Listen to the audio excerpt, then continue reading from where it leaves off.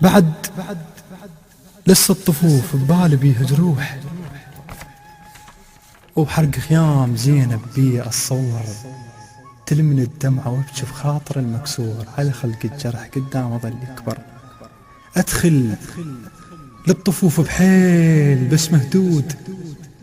وبصفناتي قمت كل لحظة ارد احثر، وادور وين زينب،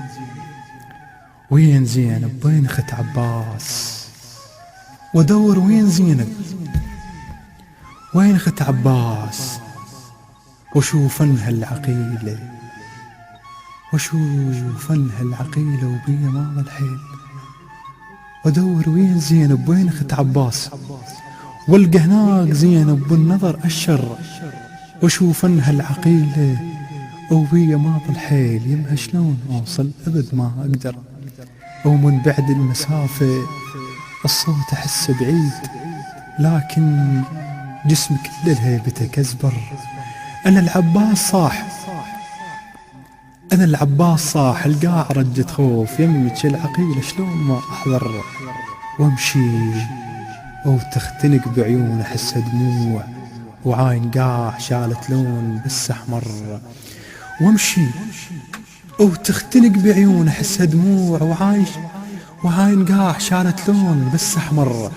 وتحثر خطوتي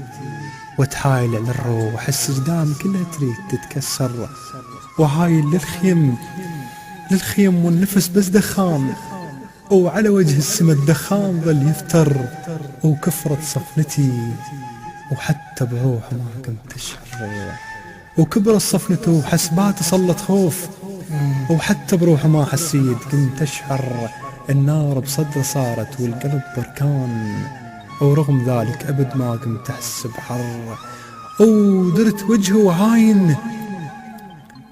صورة من بعيد، طفل بقماطة ملتم والسهم منحر،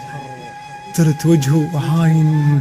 صورة من بعيد، طفل بقماطة ملتم والسهم منحر، ويمشاط الفرات اتحنى بس شلون منين الجرأة عنده خاطر الصبر، وعاين للنهر وانقلب لون الماي، وكان بوجهه اشوف اللون بس اصفر، شفت شفين شال راية العباس، وبالجرب النهر ممدود بس انجر، شفت شفين شال راية العباس، وبالجرب النهر ممدود بس انجر، واسمع صوت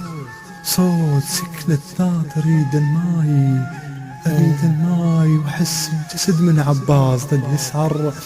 وكان زينب تنادي بصوت بس مجروح، يا عباس ويا سكنة شلون تتعذر،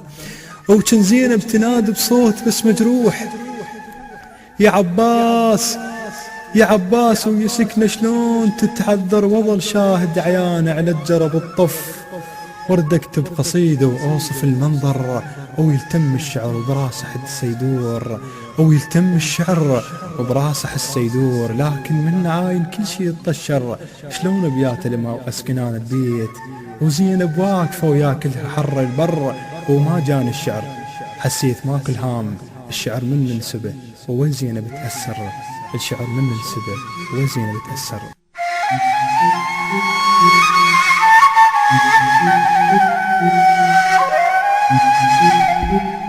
Thank you.